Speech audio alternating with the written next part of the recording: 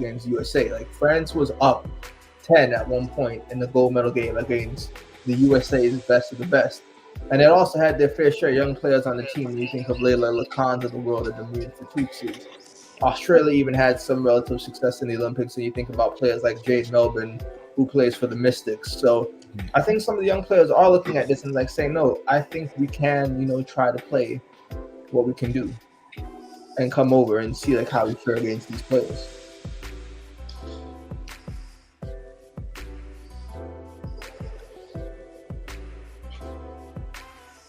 Well, I think you're muted. Sorry about that. I was adding people to the channel. I didn't want to interrupt with the sound. We got two new people on the panel. We got my brother, Coach Marcus, and my brother, Mo3. Coach Marcus, Mo3, what's up? I don't know how. Good. Ain't not much. I don't know how much I've been listening to the panel, but right now we're getting into some of the international players in the draft. So right now we on. If he just said it, so I'm gonna see if I still got it. Osete. That's close enough. So, right? Yeah. So he's breaking down. So if y'all got any questions about any of these international players, Dominique Malanga, Uste, y'all could definitely jump in. He's, for the people who don't know, I'm gonna repeat it again, and make sure y'all actually go follow him on his socials. He has a YouTube channel where he breaks down the overseas players. He's a scout. He's an overseas scout. So he breaks down these overseas players, and then he also has an Instagram. Whatever he want to share, he'll share. But he works for her. I'm sure a lot of y'all familiar with the website Her Hoop Stats. He works for that. He works for that website. He helps to put the advanced analytics on that website. What's the YouTube channel? He covers. The YouTube channel is just my name, Alfred Coryett at YouTube, but username is Alf Coryett. Put it in the chat. Yeah, I have them put it in the chat. Okay. I had him put it in the chat. Also, he covers a New York Liberty and in a WNBA as a whole. So, well, if you good on international, tell me something. Tell me. We'll talk about Malonga later, but I want to know what happened to the girl Nadia last year. Oh, Nadia Potch? Yeah. What happened to her? She got drafted. I didn't hear or see her ever again. No, she got drafted. She's still playing overseas. She recently played this season in the WNBA. She switched teams. So the year she got drafted, he was playing with Scout side that won the WNBA championship, and that team was pretty stacked. That team had Lauren Jackson and other players as well. She switched teams playing with the UC Caps that had Jade Melbourne. So she's still there, but she is still kind of developing and trying to find her niche overseas before hopefully. Gotcha. Why didn't she come over though? I guess that should be my question. Why didn't she ever get in? She's a drafting stash. Atlanta got her. It depends on how players feel, how teams feel about coming over, them coming over as well. Because Atlanta also drafted a player from Australia, Isabel Boulez, who still didn't come over yet. So it really is incumbent on what the teams feel like and also what the players feel like. I think everyone's at their own speed. You have players that can come over right away. You have players that may take some time. So everyone kind of moves at their own pace. That's just different. Because, I mean, I'm still relatively a rookie to the WNBA. This is only my second year invested as a fan in the WNBA. So when I see somebody get drafted and they walk across that stage, I'm looking for immediate, okay, we need to see her on the court getting minutes and stuff like that, especially she was drafted in the first round, if I'm not mistaken.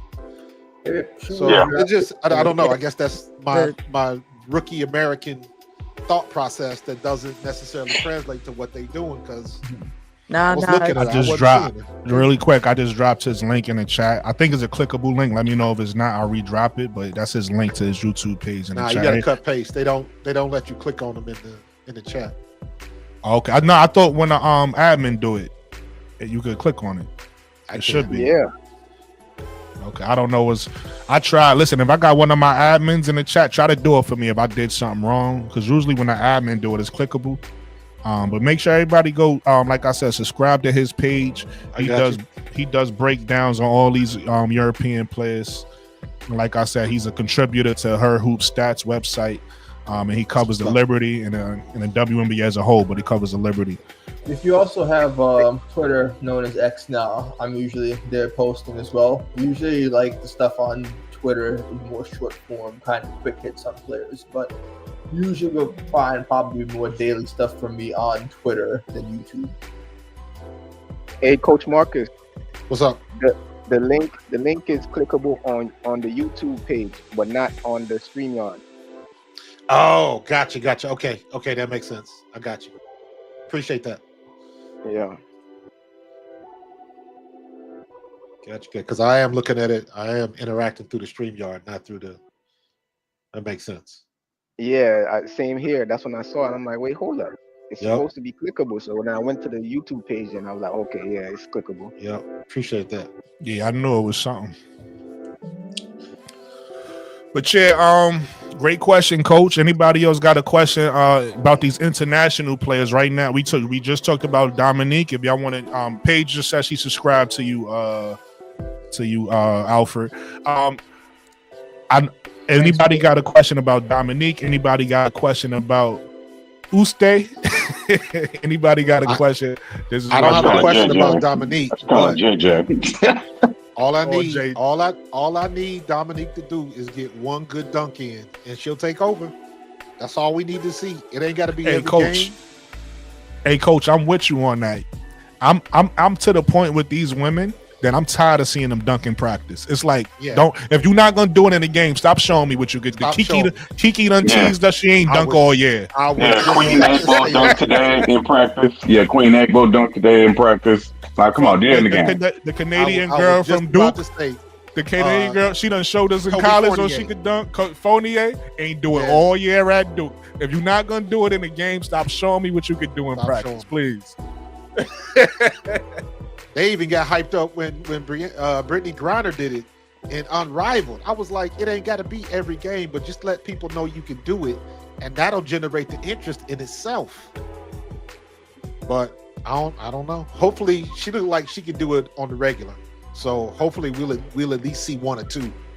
For her, it looks like you said, Coach. For her, it looks the most effortless. So hopefully she does it, because we've seen people do it before, and for them it was for the people who've done it. It looked like they gave a little bit of effort, but it still looked easy for them. So with Dominique, if I look at hold on, Nate. If I look at everybody and Nate and everybody who's been following the WNBA for a long time, y'all correct me if I'm wrong. Maybe y'all be like, no, this player did it, effortless too. To me, when I look at everybody, all the women in the WNBA I ever seen dunk, Malanga looked the most effortless to me. It looked like it's not even like, it looks the easiest for her. So if she don't dunk in a game, then I'm giving up on it. Kiki's practice, it looked effortless for her too. Shit, for Toby Fournier, it looked effortless for her too. And Toby Fournier, she got screwed. Yeah. But Sylvia Fowles, she dunked in the All-Star game. The year she's retired, Sylvia Fowles dunked in the All-Star game. I think it's like they don't want to get embarrassed. They don't want to hurt their nails. And it's like if they miss it, they don't want to get embarrassed. You know what I'm saying? But just dunk it, man. Even if it's like an open lane, you know what I'm saying? Just dunk it. Letitia Amir, like when they was in Under Armour, she had a wide open. Everybody stood like this, like, oh man, she gonna dunk it, and she laid it up. Like just dunk it, cause she can dunk. Yeah, so it's like a confidence thing. Like they don't want to get embarrassed, but just dunk it. I'm in a slightly different camp. I don't think just dunking it is enough anymore. Seeing as how so many people have actually just dunked it, like, you know what I'm saying? It's like, I think it has to be like what Watkins did to Sedona Prince. If it's something like that, then I still remember that. Really gonna get people hyped up. You know what I'm saying? Agree with you. I agree with you, Mo3. I feel like dunking, we seen that already, but at the same time, I feel like they don't do it enough for the people who are, the people who don't watch WNBA. They feel like, oh, the girls never dunk, right? They feel like, so you want to do it just to take that talk away. Like, okay, they will dunk. They might not dunk all the time or whatever the case may be, but they will dunk. But I am with you, Mo3. I think it needs to be some more flash to it now. Like, for instance, a girl like Malanga coming down and with to have a Scholar Diggers on your team, I gotta see an alley. I gotta see an alley. You feel me? It might been an alley in the WNBA before, but I never seen it, or I don't remember. So if you can do that, and that could go to it was in college, there was a lot of them in college, right? But if that goes to Sports Center, it's gonna take the game to another level, because now people gonna be like, oh shit! Not only is they dunking, they throwing alleys now. You get what I'm saying? Like if Angel Reese was to do what Ashton Watkins did to, like, you know what I'm saying? I was like the first game of the Fever season. You know what I'm saying? And she like dunking on Leah Boston. Like, that's getting posterized throughout the year. Like, if it only happens once, we talking about it all season. Like, man, you see that Angel Reese dunk? You know what I'm saying? Like 2 months ago? So I see what you're saying. Like, if that was to happen, like, if she'd get a pass back from Haley Van Lith and dunk on Aaliyah, even if it's just one, that's all season.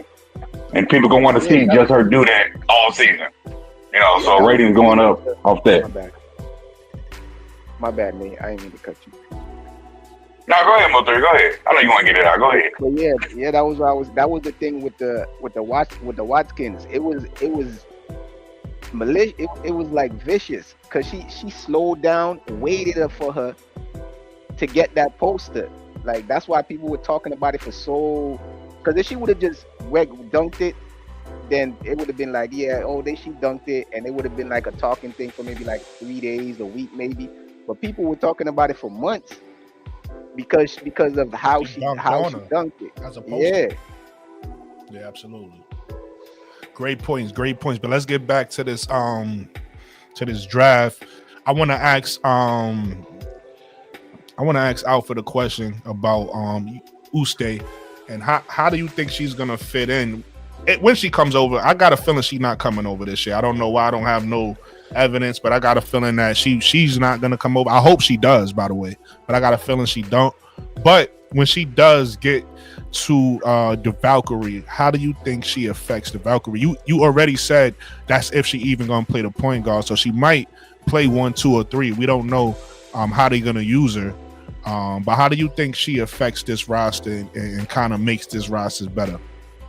Yeah, so I think Uste is an interesting player because we've never really seen a player at her size that can kind of do a lot of things that you think of with W point guards. You know, when you think being able to create off the pick and roll, being able to facilitate, being able to do things like that.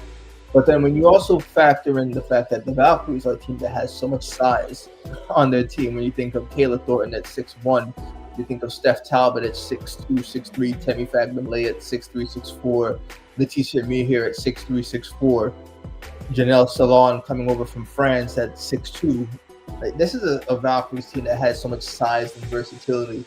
So when you're able to throw in someone that can facilitate and get those players in the right spots, I think that just makes the Valkyries an interesting team. And also Kate Martin at 6 feet. Right. And then another thing I want to throw in there, going back to what I just said, I think this was a strategy for the Valkyrie, right? I think they play in the long game. I think they're gonna try to be bad for the 2025, 2026, and maybe start to become good in 2027.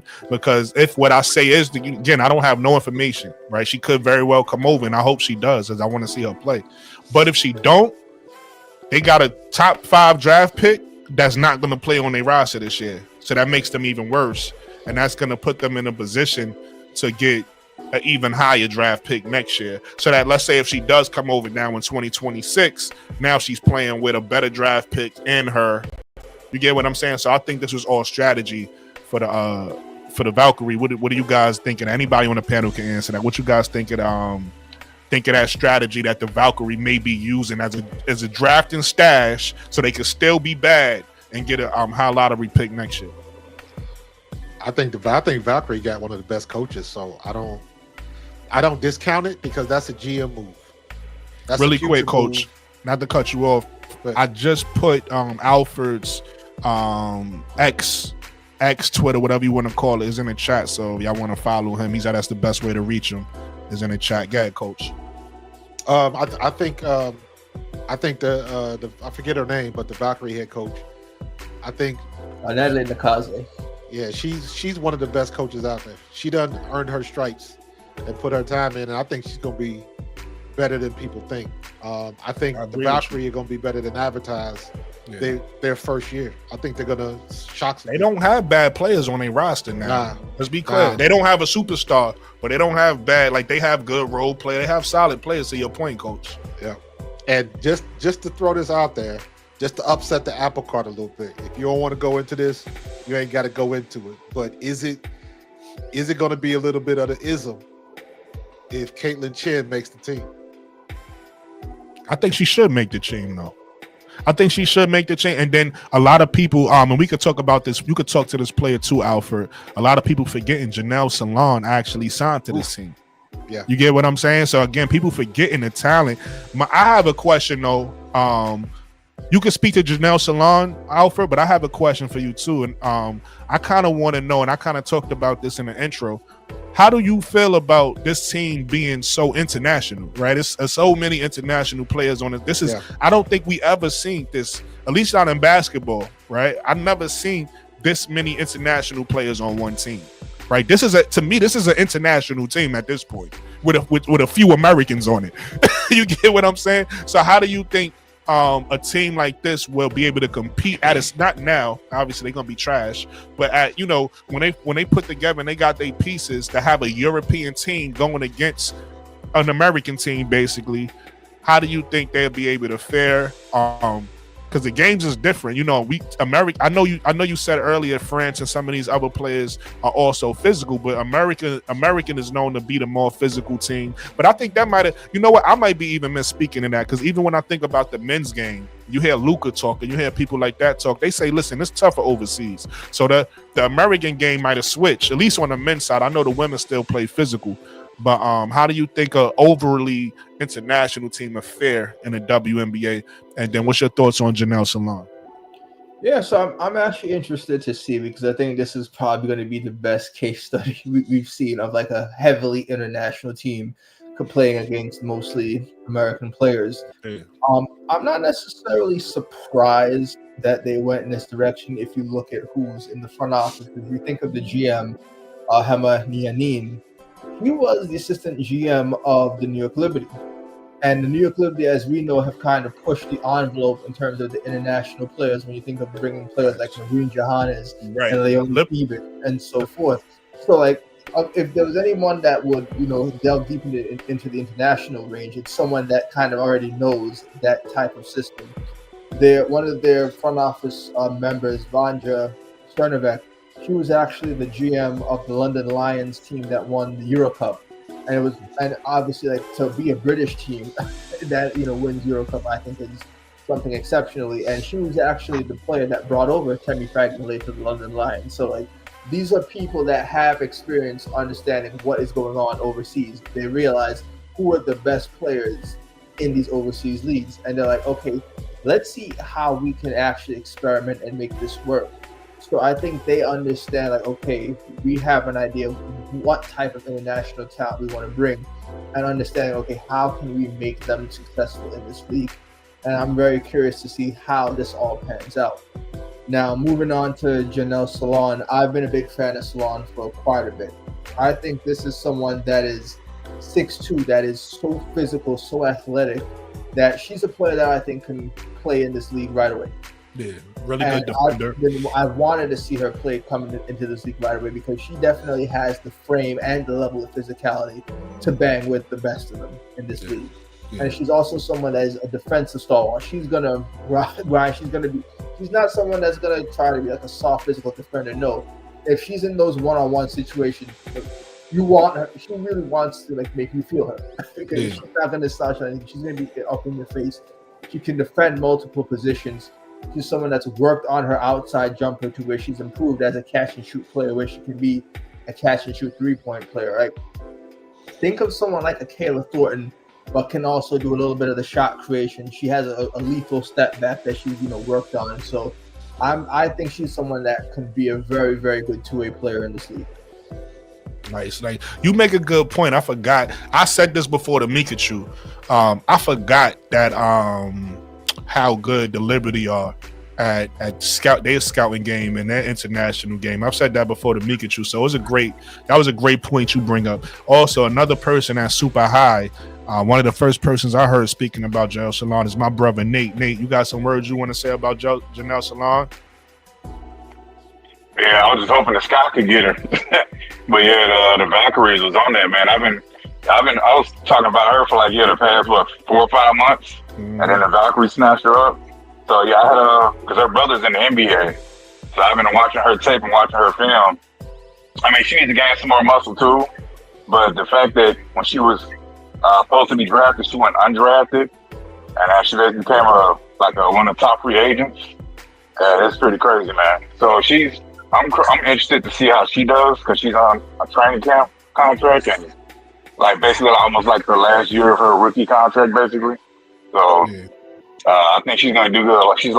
She actually reminds me of what Syuka wound up being. You know what I'm saying? They kind of similar type players, 6'3", 6'4", not really post players, but more like on the perimeter, can do some posts or undersized threes.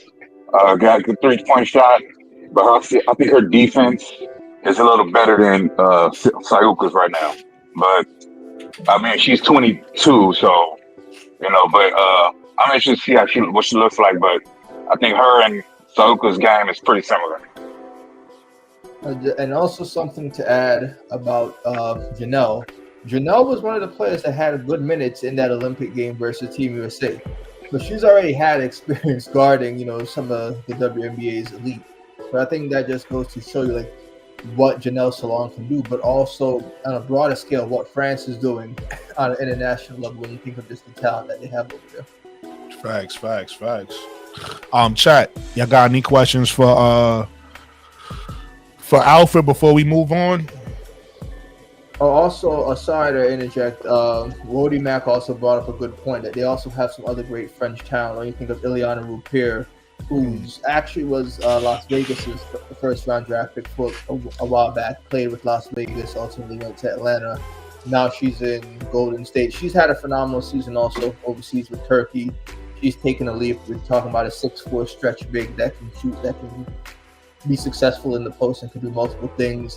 They also have Carla Late, 5'9", 5'10" guard, who recently helped her team build Dask in France win the Euro Cup this year. So the Valkyries have a lot of things going, and they have a lot of international players that are at the top of the game. Yeah. Look like Smoke Jr. might have. What did he say? He says, "Hey Alfred, can you attempt to reach the WNBA and have them officially measure their height, weight, wingspan, and reach for all players? Some information is public and accurate." That might be a little bit above his pay grade. I don't know if he can. Yeah, that's a little bit above what I can do, but I will say there have been a lot of people that have been wanting that type of information to become a little bit more public, especially since some of that is more accessible on the NBA side of things. So the ESPN data has been suspect at best, which is very surprising. Yeah. All right, let's move on to that was great analysis of the Storm. That was great analysis of the Valkyrie. Now we're gonna get into my favorite team. I want to hear your thoughts on. I think I got this one because I hear it. I think it's Aisha Syuka. Yep, you got it right. Aisha Syuka. Yep. What's your thoughts on Syuka? Yes, I think she's a very high potential player when you think of what she can give you. 6'4", can create off the dribble, but also a 6'4" knockdown 3-point shooter. This season was probably not necessarily the best of flashes of season she had with Tarbes in the French league, because she did have some up and down games. But I think if you're Chicago, you're looking over the long term, not necessarily the short term. You're looking at what she can possibly be. And I think it's a little bit of that Leonie Fevich effect now. Once the Liberty brought Leonie over and she exploded on the scene. Now everyone, we need the next Leone, we need the next international star. Right. So I think Chicago is looking to see, okay, can we get that? And especially for Chicago, a team that had the rights to Leone Fievich at one point and let it go. Possibly this is a chance to rectify that a little bit by getting Syuka and see what she develops into. But I like her game. She's someone that can pass. A lot of Carbs did run a little bit of inverted pick and rolls with her and Mirjanata Musa, who recently signed a training camp contract with Phoenix. So she's also had experience against pro-level talent, and I'm excited to see how Chicago uses her if she comes over. But I think she fits essentially what they needed, which was, let's see if we can get some floor spacing and some size along with Angel Reese and along with Camila Cardoso, to where it's not necessarily as cluttered down low. So I think Chicago will definitely found the player that they want for the future. Here's my question for you. So I thought about something today. So I think Chicago is going two directions. One, first, let me ask, before I get to my second question, let me ask you this. How well, because she is a 6'3", 6'4" forward. A little bit of perimeter game. She could put the ball on the floor. She could shoot. She could pass. That's one of my favorite thing about her game is the fact that she could pass off the dribble. I love that. My question to you is, how well do you think she could play the three next to Angel and Camila? Because I think her natural position is probably 4, and she has 3 skills. Like, she a hybrid player. But if she had to play that 3 100% of the time, how well you think she'll fit into that role? With development, obviously. Another 19-year-old, another player that's, still reaching her potential. So with that in the consideration of her growing into the role, how well do you think she could play the 3? Yeah, so I think the main thing for Syuka, if she wants to play the 3, is seeing how she fares against actual threes in the league. Because, with the WNBA, it's hard to just kind of slide people in different positions because they may not necessarily work out well. But I think if Chicago somehow can make it work, I think you're looking at a very, very tall 3 to 5 when you think of Syuka at 6'4", Angel Reese at 6'3", Camila Cardoso at 6'7". Yeah. And if you can make that work, for Chicago, I mean, that's going to be a very interesting tandem, especially when you think of the size, but also the versatility that can bring, especially with Reese and Syuka. I think Cardoso is going to be good this year.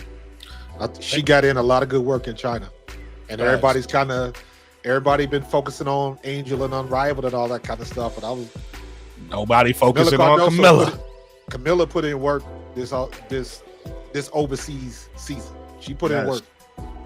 Oh yeah, Camila's definitely had some good games, and I think that's the beauty of the overseas game, is because one, you're learning how to play a different style of basketball. You're learning a little bit of physical reps, but then also for a lot of these players that may not necessarily get the minutes or chance to get those live reps on the W side, playing international is such a great way for them to actually get consistent reps, consistent things. So the only way you're really going to learn is if you're on the floor. So getting those minutes, I think, is very helpful. To your point from what you just said, if she could develop into that 3 role, I think she becomes, because the reason why I'm saying is a lot of people that's Sky fans that don't know much about her is confused, right? They confused on the pick. Some people may like the pick, some people don't like the pick. I think that if she develops into the player you just said, she becomes because right now you can't say it because we don't know what's going to happen, but I think she becomes a steal of the draft at that point. What's your thoughts on that,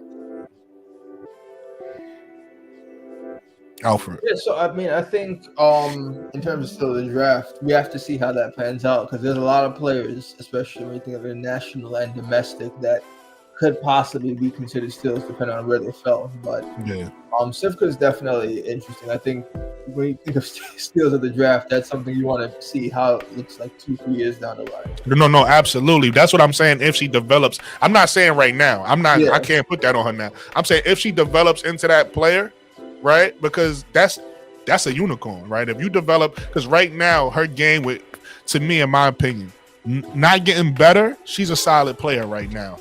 She's not a 3, right? She's somebody who could play backup for her, right? And some 3 minutes, some 4 minutes. That's who she is, right? Maybe maybe even a bench player, right? Not even a starter. But if she could develop into a starting level 3, if she could play that position, to me, you a lottery pick now, right? Like she should have been drafted top 3. You get what I'm saying? Like a player that's 6'3", that could, because like I said, when you look at her skill set, the fact that she could dribble the ball the way she do, she could shoot the way she do, but most importantly, she could pass the way she do. That means you making your teammates better now. If you could develop into a starting 3 at 6'3", that's different. That's like Dirk for the WNBA, right? I mean for the NBA, right? That's a different type of player right there. So that I'm saying if she develops into that, she becomes the steal. Right now, I don't, it's too early to say. Yeah. Here's my other thing though. This was the other thing I was getting at. So that's the positive side. That was my first question was the positive side. Here's what I thought about today randomly, and I was just like, that's very well possible. This is for everybody on the panel. Y'all tell me what y'all think it is. I think part of the reason that Jeff drafted Syuka was for a contingency plan if Angel Reese leave, or if him and Angel Reese start having problems and he trade Angel Reese, he now has his stretch. You know what I mean? He now has his lineup that he likes of the future. With you got Camila at the 5, you got a stretch 4 now at the 4, and then he have his lineup like that. I think that's part of the reason why he drafted her. I don't think that's the whole reason. I think he's moving forward. Hold on, Nate, relax. Nate, I know you get excited. I know you a Chicago Sky fan. I know you a Chicago Sky. I'm a cynic too. I feel you, bro. Hold on. Let me finish my thought. I'm almost done because I want y'all. You. I know why Coach. You hear the Chicago Sky Lions is out the king. You can't say nothing. You hear them triggers click clack. Hey, that's why I'm different, bro. Just because if I like a team because I like a player, I'm not biased. I'm just an honest person, right? I'm just being honest. You don't have to like the take. Just let me finish, right? I think part of the reason that Jeff picked Syuka was because he thinks that she has a potential to be great, and if you can add her to a Camila and an Angel, it's amazing. I think the other part. If him and Angel ain't in 2-3 years down the line, if they not, I think that's the replacement. What do you guys think of that? I'm gonna say this. I see what you're saying. I'm saying because that's a horrible business decision. Like, okay, the coach thing, that's different because that's year 1. We ain't getting along. You was hired, you think you better than me. Because you was hired first, you got to go. That's different. I seen the way you coach. That's different. Now the player, because it's becoming a players' league. Like before, it was not. So this is becoming a players' league, especially with the new CBA. So if 2 to 3 years down the line, she's gonna be worth more than he is. So that's a horrible business decision. You know what I'm saying? Gotcha. So that's why I'm like, that's a horrible business decision. I want to hear from somebody else. You a Chicago Sky fan? I get it. But look how Dallas did Luka. Nobody saw that shit coming. If they not feeling you, ooh. But that was a bit. You hear the NBA players talk. That was a business decision because look where they sent them to LA. International cap. That was a business decision. So and he was out of shape and all that. Hold on, Nate. Hold on. Nate, we got your point already. You don't got to keep explaining it. We understand. I want to hear from other people. But I know how you feel. That's cool. Let me hear from somebody else. I got you, Nate. Nate, you say nah. Cool. I want to hear from other people. But you look at it like this. If she develops into halfway decent player and it makes the team better, that, Angel could say some wild stuff on the internet or on her podcast and he could just flip the switch if he feels like it. It doesn't. She could probably go to, I don't know. I'm gonna say LA because that's the first thing that popped in my mind. She could get traded to LA for some regular pieces. Know what I mean? Or some draft picks, just off rip. I mean that's a business move. That sounds crazy. I like that, Brooke. Here's my thought on Angel. Because I think Angel, in my opinion, people got too caught up into getting her own rebounds and all of that kind of stuff. My issue is she did it and everybody was watching her pull down rebounds, so it is what it is. She did that work. However, she is one of those players, and it's not a lot of them, where she in the WNBA and she taking a pay cut. So my thing with Angel is her off the court stuff gonna get so big that's gonna be her full time? Is that gonna be her focus? And I don't think a lot of people, you know, the circles we hang in Brooklyn with K-Sap and all of them, a lot of them was crashing out because they didn't like that draft at all. However, every team, this is all paper tigers until they get on the court. You don't know what you got. You don't know how they're going to gel. You don't know how good they are going to be. Chicago could surprise a lot of people. I know a lot of people didn't like those draft picks. It don't mean they're going to be a good team. You don't know what Tyler Marsh is going to do. So you got to give him the benefit of the doubt. And you got to, and I'm saying that as a Indiana fan. We got all of them pieces. Don't mean we're going to be any good.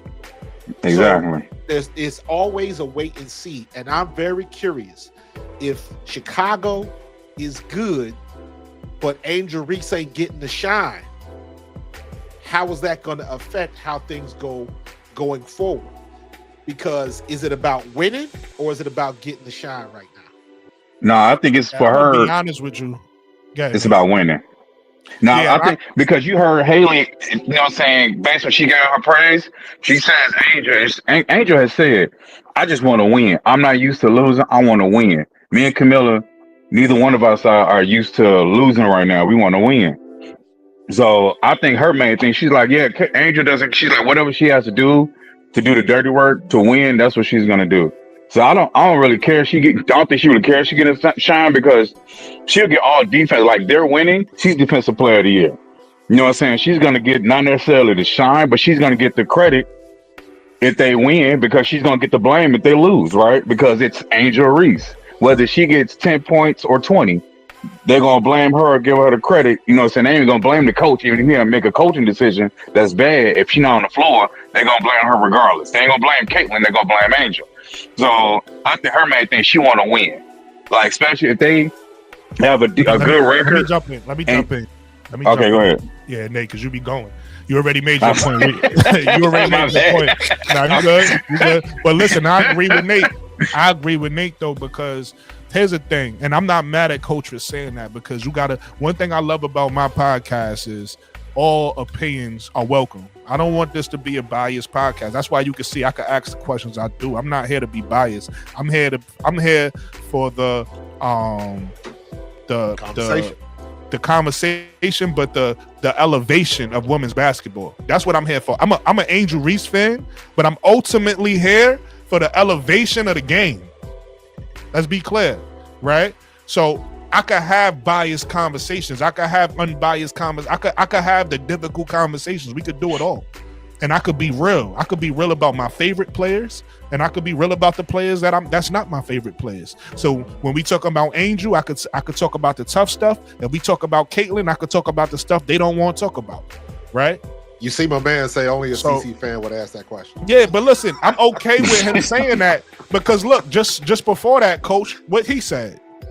You get what I'm saying? Yeah. So we got different opinions in the chat. It's gonna be people who disagree with you. It's gonna be people who agree. So that's a great thing.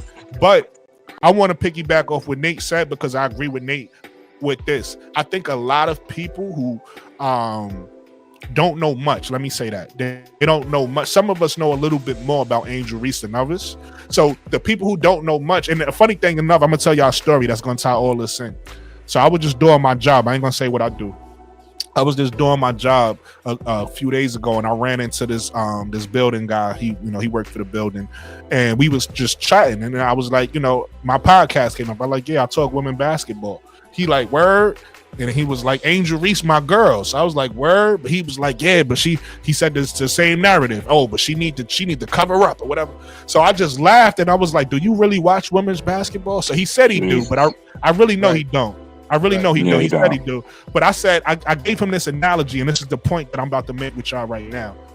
I said, if you don't really watch like that, the images that come across your screen is gonna be the salacious stuff. You only gonna see it about. I said it's 365 days in a year. I said she might put on something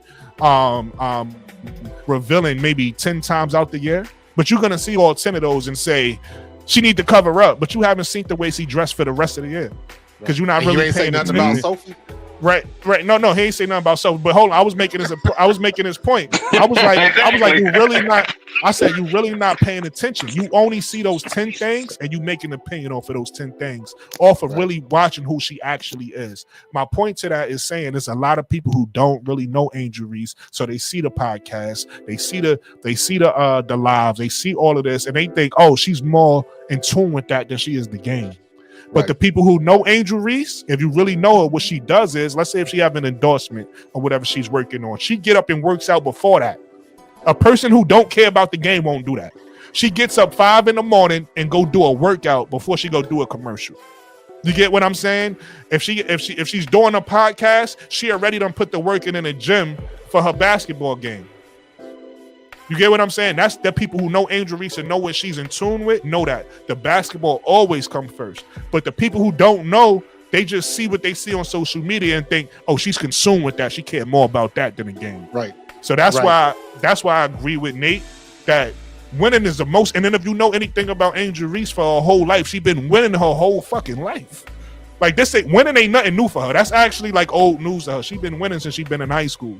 She got 4 championships in basketball and 1 in volleyball in high school. You get what I'm saying? And then obviously we know. Got you. We know that she won in college. She won in them rival. We just waiting for her to win in the pros. But anyway, let's get back to and real quick. By the way, Gamble, I do like Angel Reese. Just because I like Indiana and Caitlin Clark and Kelsey Mitchell does not mean I am not an Angel Reese fan. I like Angel Reese. She doing her damn thing. Don't get it twisted. Don't forget about my girl Angel winning in AAU too, bro. Absolutely. AAU. Hey, listen, she's been winning her whole career. Mo3, you got anything that you want to ask Alfred on Syuka before we move on to the next international player? Nah, because out of the 3 that we spoke of so far, she's the one that has done more. She's done more research or know the most. Yeah, me too. All right. So the next player we're gonna talk about is the Russian player out of that got signed to the Lynx. I'm gonna just say Kosu. What you got on Kosu, Alfred? Yeah, so Kosu is definitely a player that popped up recently on draft boards. Not a lot of people were following her until kind of recently, up until the draft. But she's a very athletic player, 6'1", long arms, playing overseas in the Russian league. I think the one thing that you're going to want to see over the next few years is her developing her perimeter game in terms of her outside shot. She's not much of a shooter right now in the Russian league. She really primarily plays off of cutting, primarily plays more inside the three-point line than from it. But she's a fantastic defender. Someone that can block shots, that can force turnovers, that can guard in the point of attack, can do multiple things on the floor.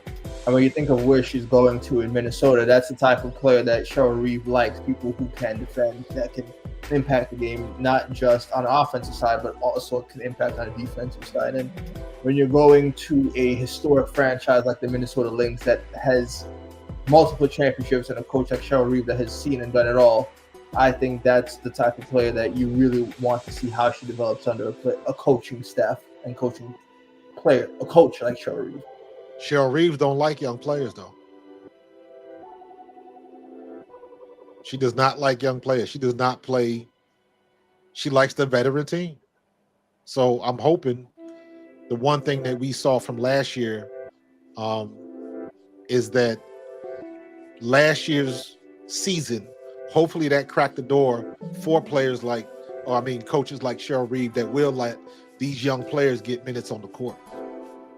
Because with the exception of Angel and Caitlin and Rikea and Cam Brink until she got hurt, you look at a lot of the other teams and, Alyssa Puley sat on the bench all year. And there's other other situations and examples of that. So I'm just hoping that Cheryl Reeves, because I want to see the girl play, and I hope she don't collect splinters on that bench. I think Cheryl Reeve gets kind of like a bad rap of not liking young players. I don't think she doesn't like them. I think because if the player is exceptional, she has no problem starting them day one. She's done it before. She's done it multiple times before, but I don't never hear anyone talk about that. They only talk about the ones that she bench. They don't talk about the ones that she plays. So I think like there's a narrative that she don't like young players. Not that she don't like them. She probably think like their skills are just not developed enough to be a starter. She has like a high standard. So if you're not exceptional, then you're not started. But if you're exceptional, regardless of your age, you're started. I don't think it's an actual age thing. I think it's just a skill thing. Yeah, it's more about the fit for the team with that she needs at that particular, team that they playing. I mean, I like Cheryl Reeves. She's a great coach. She coached Team USA too. I mean, she was assistant for a hot minute, but that's just her style of play. She has a specific game plan that she sets forth that she wants to see accomplished. And if you ain't meeting that standard at the time, you just gonna ride the bench. That's fair. That's a good point. I'm gonna mess this name up because I just heard her say a name the other day, Alfred. But so I'm not even gonna say the name. I'm gonna say the French center that they signed before the draft early in the season. You know what I'm talking about? Marianne Badian. There we go. How do you think she's gonna? Because she's an older. I believe she's a rookie. So she's an older rookie. Obviously, she got the experience in France, and we all know when you start talking about the Minnesota Lynx, we talk about a team that almost won a championship, and their weakness, in my opinion, you tell me if you feel differently, but their weakness, in my opinion, was not having somebody to match up with basically Jonquel Jones. I feel like they matched up well everywhere else but there, and I feel like they added some depth at the center, but nobody above like 6'3", 6'4". Do you think Madiam? Yeah, Badian. Yeah, do you think she's gonna be able to help there, or do you think they're still weak there? Like, what's your thoughts on her? Yes, I think what Badian is especially if you watch overseas playing alongside a team like Fenerbahce, she's someone that is basically a utility center. She's gonna score in the post. She's going to be able to stretch the floor and knock down perimeter shots. She's going to defend with her length. She's mobile. Part of that French Olympic team that we saw, so we see that she can actually guard. She had the actual task of guarding players like Asia and Stewie in the Olympics. But when you're looking at what Minnesota needs, Minnesota really had success when they had floor spacing bigs. But when you look at Alana Smith and others, like people that can stretch the floor, like once Minnesota loves to go into that pick and roll with Courtney Williams and get that short roll and then try to draw defenders in.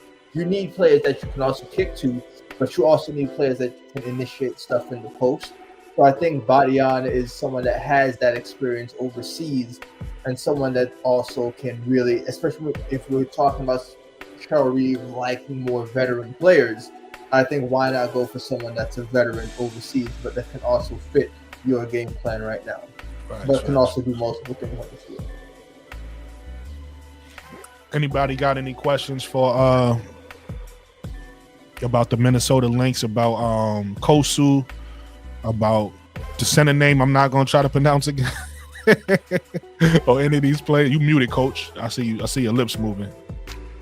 I was gonna say we need to have a show just on how to pronounce these names, bro. Right. It's gonna take some time because we American. All right. So fun fact about me, my girl's Dominican, right? And one thing about Dominicans or Spanish people in general, Hispanics, if you will, they names are in Spanish. So when you say they name in English, they like, that's not my name. It's pronounced like this. And it's like, I pronounce words in English though. But like, for instance, it took me a while to be able to get my girl name correctly because I always said it. It's her first letter starts with an I. And with us, that's eh. But in Hispanics, that's E. So she would get mad that I didn't say E. She's like, no, that's not my name. It's E. Right? So you're gonna learn today. In other words, it's gonna take time because a lot of these players' names is pronounced in their country's pronunciation. We know English. Like, if I don't know your language, it's gonna take me a little time to pronounce that thing. Bruh, it took me a whole week to get used to saying Agumba Wale. I ain't gonna lie. And I practiced it. So I'm with you on that one, bro. All right, so look, we're gonna move on to McCoughtry's favorite team. We're gonna move on to the team that Alfred covers. They picked up somebody named, let me see if I can get her name down. Aisha Khan. They picked up somebody named Aisha Khan, who I know nothing about. This was like, was it the last pick in the draft? Yeah. This was the last pick in the draft. Miss Wingspan. So tell us a little bit about Aisha Khan, how she's going to be able to help the Liberty. We already know the Liberty, obviously, for the people that's been under a rock, is a champion, right? And also, not only can we talk about Aisha Khan, you could also talk about the additions of Natasha Cloud, how you think she's going to help the Liberty. Talk about Isabel Harrison. Do you think she's going to contribute? And then talk about Benaje Laney Hamilton, her being out, and how you think that affects you guys. And do you think you need to do something? Like, do you think you guys is fine with her being out and you have enough, or do you think you need to make a move to cover her loss? Yep. So on the part about Aisha Khan, she's someone that I've been covering for a little bit because I noticed that there wasn't necessarily a lot of chatter about her as a draft prospect coming in. But I think what the stats offensively may not leap out if you look at her stats. She doesn't necessarily average the most points, but she was third in blocks per game in France in the same league that Dominique Malonga plays. So you're looking at someone that's 6'3", that can be effective on the defensive end. You see the picture there, crazy wingspan, like crazy long arms at 6'3", someone that's very mobile. She definitely is going to be a draft and stash pick. GM Jonathan Cole alluded to that. That's someone we're going to watch from afar and develop as she could, and see how she progresses overseas. Because right now the Liberty's roster is set for the most part. There's not necessarily a lot of things that they need to add. So expect Aisha Khan to possibly be in the Liberty fold within the next few seasons. This isn't a right now move. But in terms of additions like Natasha Cloud and Isabel Harrison, the Liberty want to repeat. They want to be New York's dynasty when it comes to basketball. That's the word that's being thrown about. And I think when you look at the additions of Natasha Cloud, someone that has good size, that can defend, that can be a facilitator, someone who can be kind of that Courtney Vandersloot replacement, but again, also more size, probably a little bit better on the defensive end. Someone that continues to try to work on her offensive repertoire, her offensive shot, but someone that has that dog mentality that can really, give New York that extra energy. Isabel Harrison, a versatile big that has history with Coach Sandy Brondello. I think, New York has the pieces that they want. In terms of losing Benaje Laney Hamilton, that's going to be huge because you look at Benaje Laney Hamilton, one of the league's best defenders, someone that can guard multiple positions, that can guard guards, that can guard wings, that can do multiple things. However, when you look at the Liberty's roster, you have someone like that in Leonie Phoebus. So if you look at the league Leonie took from when she started the season to basically being a key playoff piece for them at the end, someone that can do some of those things. Kennedy Burke is someone that they may expect to take a big leap as well, someone who the Liberty had last year. But I don't think people realize Kennedy Burke can play. In that same league that Dominique Malonga and Syuka and Khan played, not this past season, but last season, Kennedy Burke is a two-time French League MVP. So she's someone that's really improved her game and has really improved on both ends of the floor. And she wants to be that spark. She wants to be that player that gives New York energy and life. So I think how Kennedy Burke can play. Rebecca Gardner, who we haven't seen in a while because she was injured, she's looking to come back healthy. So New York has the pieces that they need to compete. So I think New York is good without BLH right now in that term, but I think they're really going to try to see what they can do without her. But then also, if they can be dominant without her, imagine how much to that extra level they can be with her when she comes back. Great point. I see. It seems like that's the same thing McCoughtry said when I asked her. I'm of a little bit different. Listen, probably first of all, obviously, I'm a Chicago Sky fan, but I am a New Yorker, so I will be going to some Liberty games. I will, I do want to see the Liberty be successful. I'm somebody that's of the thinking, if we could get somebody to come in and contribute, why not? To your point, though, I think some of those players on that bench will step up. I'm excited to see if I'm saying her name correctly, Marquisha Davis. I'm excited to see what she's going to bring this year because she didn't get a lot of minutes last year. I think she's pretty good. Obviously, we know Jalen Sherrod seemed like she's probably going to get more minutes. Maybe she came on like late last season, played in a few games. So obviously, we know Jalen Sherrod should contribute this year. But I'm really excited to see what Marquisha Davis does this year. Yeah. What's your thoughts, McCoughtry and Alfred, since y'all both Liberty fans on the panel? I'll let McCoughtry go. I think I've spoken. What was the question? I'm sorry. Just what's your thoughts on so I was saying that I think Marquisha Davis is going to contribute a lot this year. So I was saying, what's your thoughts? I was pretty much piggybacking off of what Alfred said. Alfred said, look out. What is it? You said Kennedy Burke, I think you said? Yep. Look out for Kennedy Burke. He said, look out for Kennedy Burke to step up because he said the same thing you said. Remember the question I asked a few weeks ago, a few days ago about do you guys need to add something for Benaja being out? And you said no. You said you guys is fine. You said you think that at that time you said you think Natasha Cloud is the person who needs to step up, and that was your answer for that. So he kind of said something similar, but he brought up Kennedy Burke. So I was saying that I was agreeing with both of you. I was saying I actually want them to go get somebody.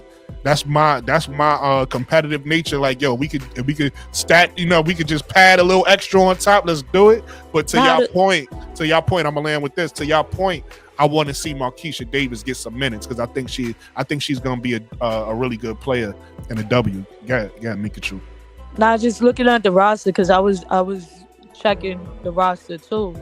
The Liberty is known for like switching pieces around to get a better fit. Cause right now, remember, Kayla Thornton, she wasn't even drafted, so they brought her in on like a 10-day contract, and so that she was great on defense and she could shoot the three.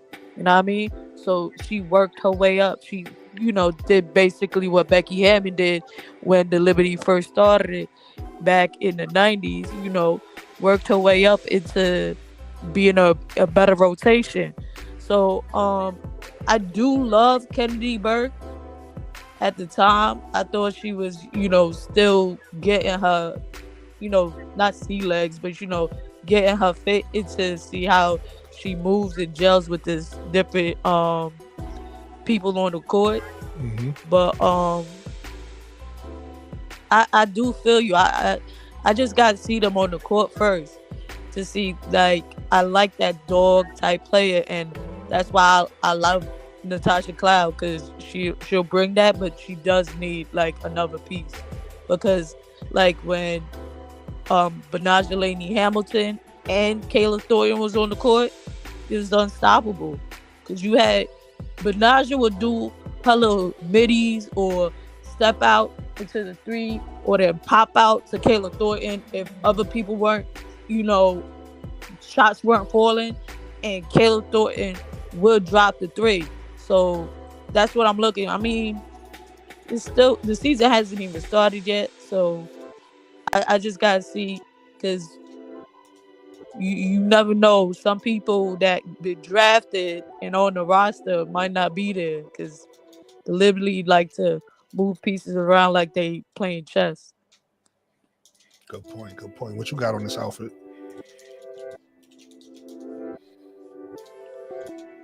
I think there should be a mandate that. Yeah, I think the Liberty have succeeded in, what Mikuchu said, being able to find pieces that fit their scheme, that are able to fit what they want, to fit their play style.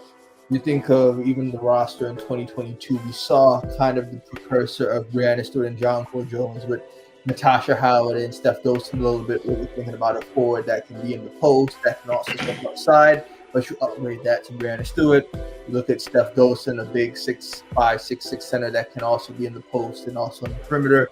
You elevate that with John Paul Jones. So it's all about really finding the pieces that you can fit and have a championship piece, and I think New York has done a good job at it. I agree. What you were saying, Coach? Nah, I was just kind of making a joke. I think all of these women coming out, I think there should be a mandate that you cannot use the phrase "I'm a dog" until we have at least seen you play at least 5 games. You got to earn the dog title. I like that. That's everybody not a dog. Man, I'm a dog is like saying it's like Kleenex now.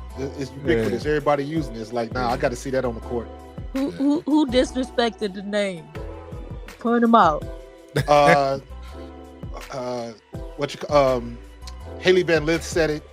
That's like the thing to say now. Like, she's a dog on the court, and everybody. My point is, she said it when Holly Rowe was talking to her. Angel. Yeah, she said we both talking. Yeah.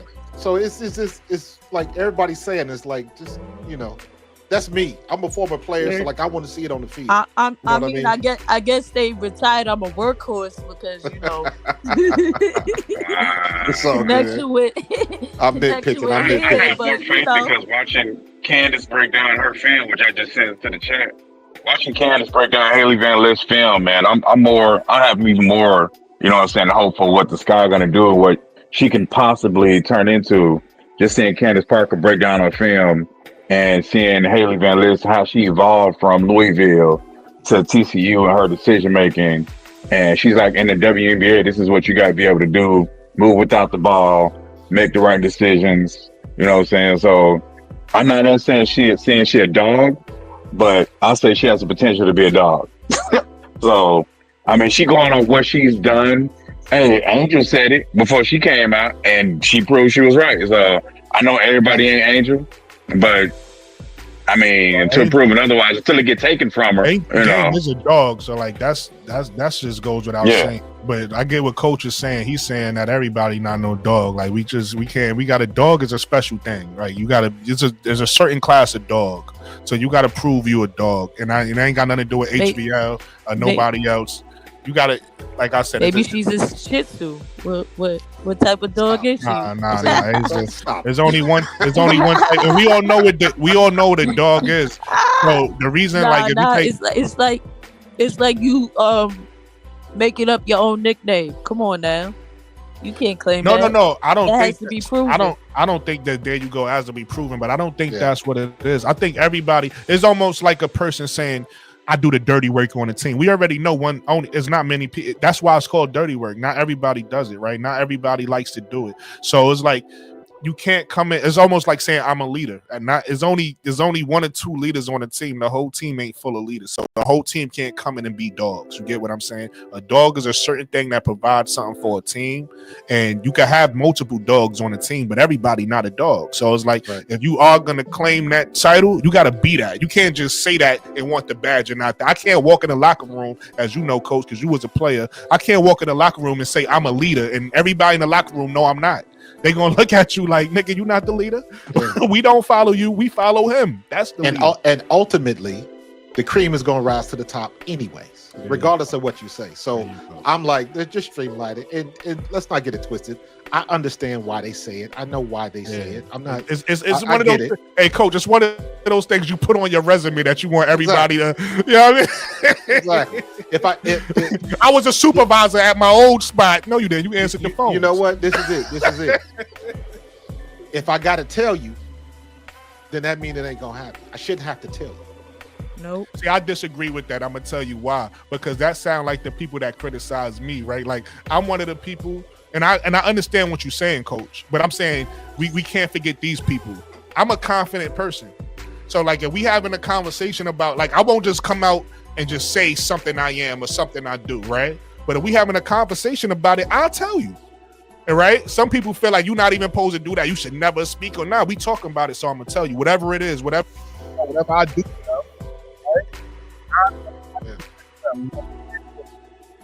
You're not supposed to do that. I don't agree with that. I'm a confident person. If we talking about it, I'm gonna tell you what I could do. I'm gonna tell you what I can't do. I'm gonna tell you what I'm bad at.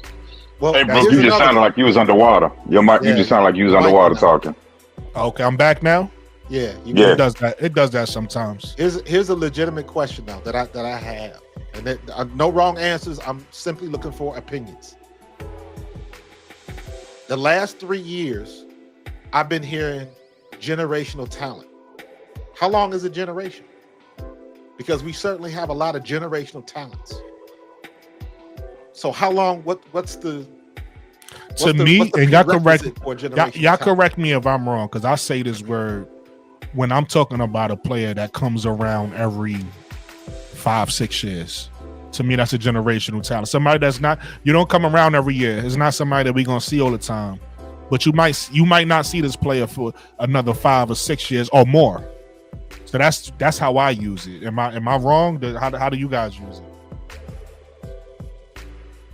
I would say at least you got to give me at least 4 to 5 years. I'm with you on that one. At least a series of from freshman to senior. So that's 4 to 5 years. There we go. And that's a generational talent to me. Every year we got is Juju a generational talent? Was Angel a generational talent? Was Caitlin a generational talent? Was Aaliyah Boston? Was Aaliyah Edwards? Was Candace Parker? But see, Coach, sometimes you can have, and I don't see this a lot in the men's game. And the men's game is a little different, but I think in the women's game with the boom, sometimes you can have generational talents in the same generation. You get what I'm saying? So we do have multiple of them, but that don't mean you're gonna get another one. They might just be in the same draft. It might be a lot of them in the same draft class or close in a couple draft class, and then we don't get another one for a while. So because I look at, in my opinion, you can't say somebody's a generational talent after 1 or 2 years in the league. You got to give me at least 4 to 5 to see if they have the consistency. Now, there are a lot of elite level players, but to me, there's a level above that. And again, I'll go, but like you mentioned earlier, as a former player, you look at NFL players, there are a lot of good players. There are a lot of Pro Bowl players. There are a lot of all-pro. People might not notice the difference between a Pro Bowl player and an all-pro player. A Pro Bowl player is voted on by the fans. An all-pro player is voted on by the players. By the players, okay. Then you level up to Hall of Famers. And they're in the category. To me, when you talk about generational talent, that's up there with the level of like damn near Hall of Famers. You that good, and you're that good, that consistent all the time. Got you. So to me, Asia, Candace Parker, they were generational talents. Facts. I agree with that. That's a good point, Coach. Hey, did you see the chat or the private chat, Brooklyn? Nah. Got to hit back that international stuff. My man got to drop it at 11. Got you. What time is it? Because we pretty much done. We got that. That's why I was about to ask a question. We pretty much ran through all the players I wanted to talk about. We ran through all the players in the 2025 draft. If anything that I missed, that you feel like that's informative, Alfred, that you want to let us know about international players, let us know about yourself, how to reach you, anything that you're doing in the future, let us know. Or if there's anything in the chat, again, if you guys want to ask some questions, this is now the time to ask, because we pretty much wrapping up the show at this point. Yeah. But anybody Alfred, anybody on the panel, bro. You got good stuff, man. Yeah, anybody on the panel want to ask questions, now is the time.